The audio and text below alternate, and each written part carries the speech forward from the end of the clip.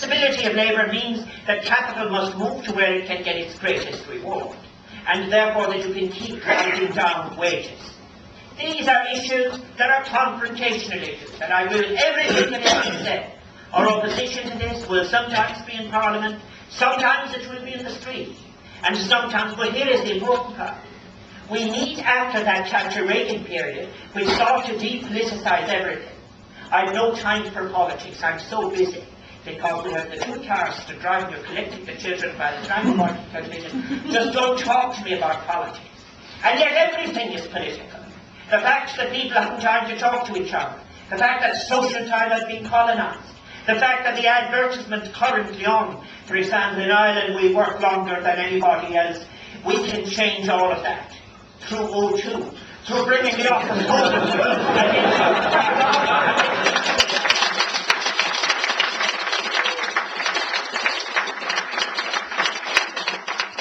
The vulgarity and banality of that, which you might call the colonising of a crack itself, in which people will carry their machinery around. This is an abuse of technology. It is possible with science and with technology to eliminate the worst aspects of work all over the world. And that is a legitimate socialist aim. We have no right to require of developing countries that they drag themselves through the servitude that we had without even a Keynesian moment for relief. And we have the right to turn and say to trade unions, we're just not interested in the net wage after tax, we're also interested in social time and in the nature of work and the kind of work and the dignity of work and the relationships that will prevail at work. And that is Congress's business. And I would welcome Congress, for example, in campaigns that are local here, like the one that the Labour Party, not just I, but the Labour Party are running, in relation to try to keep 14.5 acres in this city in public ownership. I would like the trade union movement to say to its members, come and defend the right of yourselves to use a 14.5 acre site to provide public transport for the region. And they cannot stay silent and have credibility. But listen to what have you imagined the spokesperson for a semi-state body, CIE, says. What's wrong with providing a world-class hub without it costing the taxpayer a penny? Having given away the site for 800 apartments, 1,500 car spaces and shops. But the language is again in full. Remember, no one talks of shops anymore. You talk, rather, you deny that they talk of flats. These are flats and shops on a public site, but they will be described as, if you like, apartments with a retail component.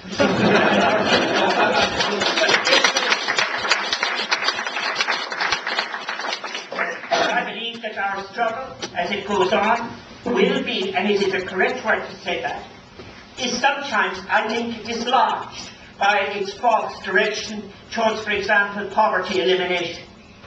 I listened to this moving account, and it shouldn't be just moving. You should all make your minds to do something about what you heard about the situation in places like Myros this morning. And we're we were told that the Labour Party's Tom Johnson School to have all of those facts exposed here to a collective gathering like this. And I congratulate our committee for bringing all that information to us, and it is wonderful. But there are things to be done. We must make a commitment not just to the elimination of poverty in its most extreme sense. We have to make a commitment to greater equality. And equality is out of fashion. I was with Mervyn Taylor in that cabinet of 93 to 97. And let's be confident about this. There never would have been a ministry for equality nor reform other than for Labour.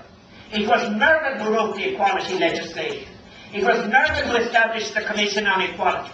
And it was Mervyn who was stopped from, for example, making sure we had equality in the recruitment of teachers in Roman Catholic schools. And both of the denominations, both the Church of Ireland and the Roman Catholic administrations, decided, well, equality won't apply to teachers because the ethos of the school has to be protected. And an outrageous discrimination was instituted.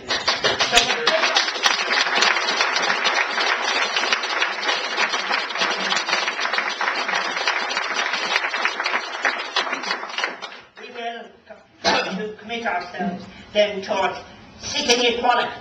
Equality which, of course, I have described in its genesis at the time of the beginning of the 20th century. But there are new kinds of equality that have emerged and that are very important. New equality issues. I've said intercultural equality. It is not about adjusting one culture to the hegemonic demands of another. It's about looking at cultures and their content, the celebration of difference. It's also very important for us to realise that if you saw the life statistics that were produced recently from the lives of young travellers, it's a standing indictment to all governments in Ireland that these figures are there in relation to life expectancy, child mortality, and so on. And also, I think as well, in relation to the affective equality issues. I'm talking about those who support other people in relations of love, care and solidarity. The love, care and solidarity that everybody needs in their lives.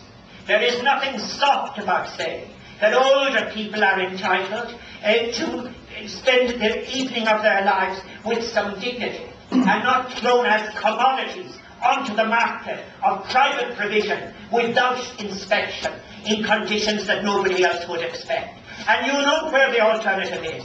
The alternative is in properly provided public services. And this then raises the issues. I wouldn't be for real in 2007 if I said as an elected public representative that the character of public services mustn't be scrutinised, improved, changed, made better.